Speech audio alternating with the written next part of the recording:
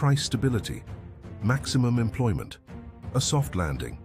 These are the words they use, soothing words, reassuring words, words designed to make you feel that everything is under control, that the smartest people in the room are making the right decisions to protect your prosperity. It is the greatest and most successful public relations campaign in history, and it is a complete lie. The Federal Reserve is not working for you. It is not working for your family. It is working for a single client, the Wall Street banks, and its mission is not to protect the economy. It is to protect the system, a system that is systematically transferring wealth from Main Street to Wall Street.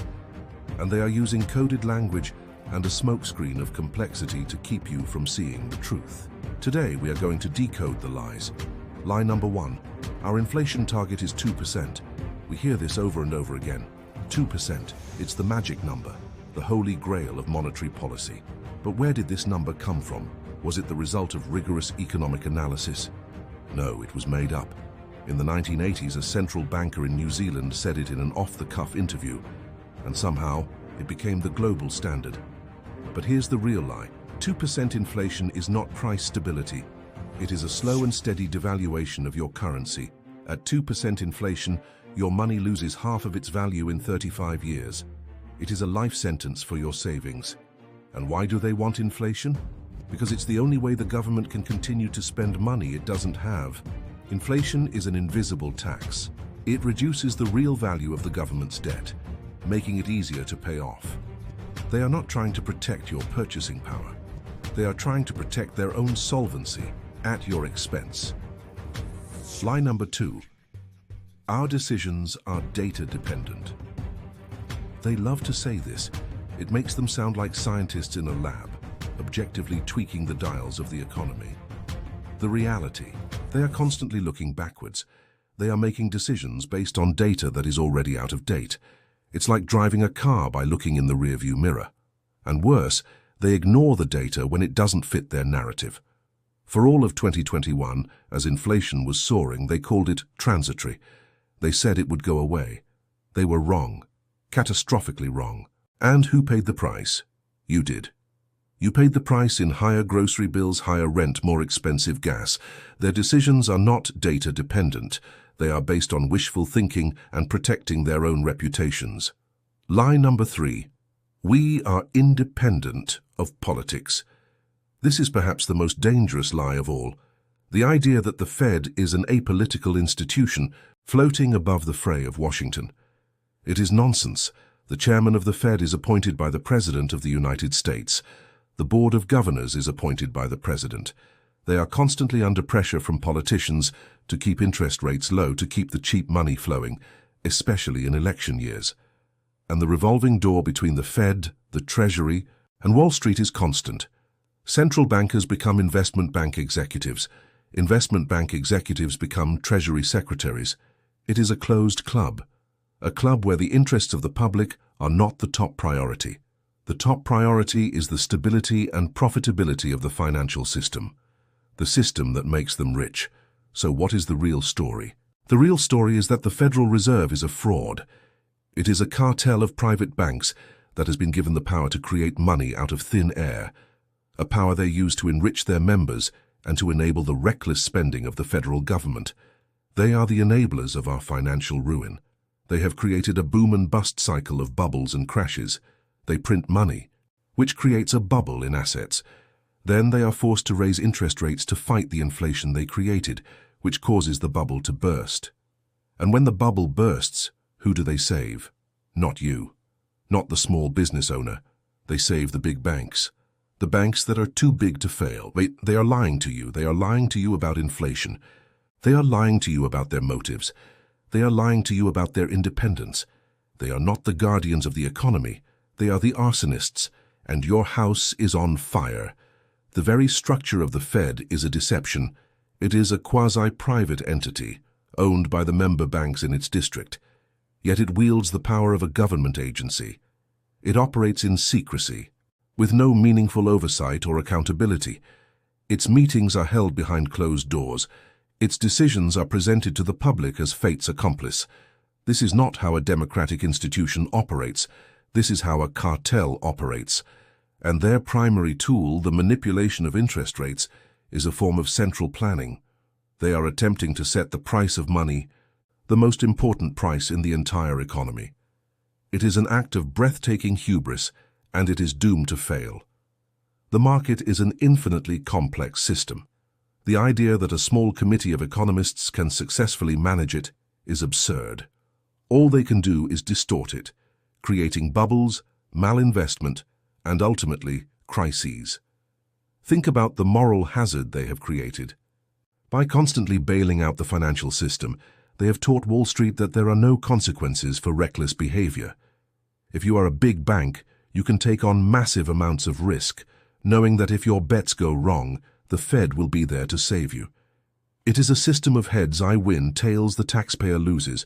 This has created a financial system that is not only unstable, but also deeply immoral. And their policies have been the single greatest driver of wealth inequality in our society. When they print money, it doesn't go to you, it goes to the banks. The banks then lend it to their wealthiest clients, who use it to buy up assets. The rich get richer while the poor and the middle class are left behind, their wages stagnant and their savings devalued by inflation. The Fed is not just an economic institution, it is an engine of social stratification. And now, they are preparing their next great deception, the central bank digital currency. They will sell it to you as a more efficient, more convenient form of money. They will tell you it will help to fight crime and to distribute government benefits. But the real purpose of a CBDC is control.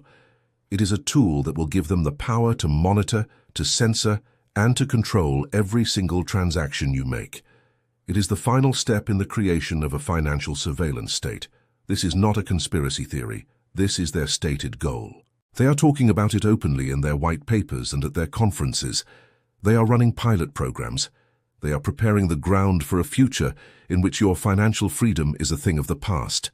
This is why it is so important to understand that the Fed is lying to you. They are not just making honest mistakes. They are not just well-intentioned technocrats who are getting it wrong. They are the agents of a system that is designed to benefit the few at the expense of the many. A system that is leading us down a path to financial ruin and authoritarian control. Resisting this system starts with rejecting their narrative. It starts with seeing through their lies. It starts with educating yourself and others about the true nature of money, of banking, and of the Federal Reserve. It starts with taking back control of your own financial life by moving your wealth out of their system and into assets that they cannot control: gold, silver, Bitcoin. This is not just a financial battle, it is an information war, and the truth is our most powerful weapon. Let's dissect the language they use. It's a masterclass in obfuscation. They talk about quantitative easing and quantitative tightening. It sounds scientific. It sounds complicated. It's designed to make you feel like you're not smart enough to understand it. But the reality is simple. Quantitative easing is money printing. Quantitative tightening is the opposite. They are creating and destroying money with the click of a button. And every time they do, they are distorting the market and picking winners and losers. They talk about the dual mandate of price stability and maximum employment.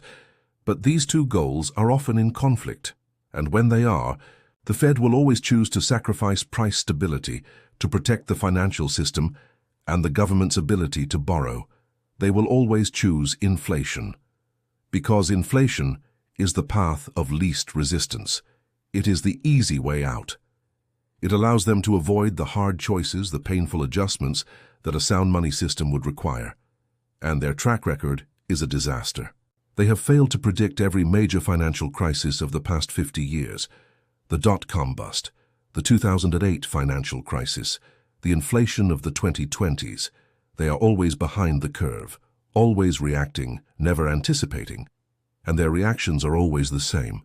More intervention, more manipulation, more of the same policies that caused the problem in the first place. This is not an accident. It is a feature of the system. The system is designed to be unstable. It is designed to create bubbles, because bubbles are profitable for Wall Street. The banks make money on the way up by underwriting the deals and collecting the fees, and they make money on the way down by getting bailed out by the Fed and then buying up assets at fire sale prices. It is a game that you cannot win, a game where the rules are written by the players. a game where the referee is on the other team. The only way to win is not to play. The only way to win is to take your money out of their system and put it into something real. Something that they cannot create with a keystroke. Something that has held its value for thousands of years. This is not about being a gold bug or a Bitcoin maximalist. This is about being a realist. It is about understanding the nature of the system we are living in. A system of institutionalized lies. A system of financial repression. A system that is leading us to a very dark place. The truth is out there. But you will not find it on CNBC. You will not find it in the Wall Street Journal. You will not find it in the press conferences of the Federal Reserve. You will find it in the work of the Austrian economists, like Ludwig von Mises and Murray Rothbard. You will find it in the alternative media. You will find it by listening to that little voice in your head that tells you that something is deeply, fundamentally wrong. Trust that voice. It is telling you the truth. The Fed is lying to you. And the sooner you accept that, the sooner you can start to prepare for what is coming. Let's get into the psychology of the lie. It's not just that they are saying things that are untrue. It's that they have constructed an entire worldview, an entire intellectual framework to justify their actions. They have built a cathedral of Keynesian economics, a religion of central banking, that allows them to believe that they are not just liars but saviors, that they are not just rigging the system but managing it for the greater good. This is the most dangerous kind of lie, the lie that the liar himself believes. It allows them to act with a sense of moral certainty, a sense of righteousness even as they are destroying the lives of millions. They are the high priests of a failed religion, and they will defend their faith to the death, and the media are their acolytes. The financial journalists who are supposed to be the watchdogs of power are, for the most part, stenographers. They repeat the Fed's talking points without question. They amplify their narrative. They never ask the hard questions. They never challenge the fundamental assumptions of the system. Why? Because they are part of the system.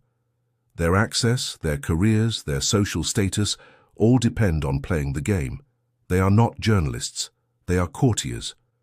This is why you will never hear a real debate about the Federal Reserve on mainstream television. You will never see a real challenge to their power. The conversation is always limited to the narrow confines of their own framework. Will they raise rates by 25 basis points or 50? Will they pause their tightening cycle? It's all a distraction.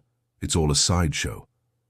The real question, the question they will never allow to be asked is, should the Federal Reserve exist at all? To ask that question is to challenge the very foundations of the modern state. It is to challenge the power of the banks. It is to challenge the entire system of debt-based money and central planning. It is a revolutionary question. And they will do everything in their power to silence it. But the question is being asked. More and more people are waking up. The rise of the internet and the alternative media has broken their monopoly on information. The rise of Bitcoin has created a viable alternative to their system. The emperor has no clothes, and people are starting to notice. This is the great battle of the 21st century. It is a battle between two systems, a system of centralized control, of fiat money, of lies, and a system of decentralized freedom, of sound money, of truth. The Fed is the heart of the old system, and it must be abolished. This is not a radical idea. It is the original American idea. The founding fathers were deeply suspicious of central banks. Thomas Jefferson called them more dangerous than standing armies. Andrew Jackson fought a war against the Second Bank of the United States and won. The idea of a central bank is a foreign import, a collectivist idea that is antithetical to the principles of individual liberty and free markets. We have been living with this cancer for over 100 years, and it has now metastasized to the point where it is threatening the life of the patient. The time for reform is over. The time for half measures is over. The time has come to end the Fed, to restore a system of sound money, to take back control of our own financial destiny. It will not be easy. The powers that be will not give up their power willingly. But it is a fight that we must win, for ourselves, for our children, and for the future of freedom.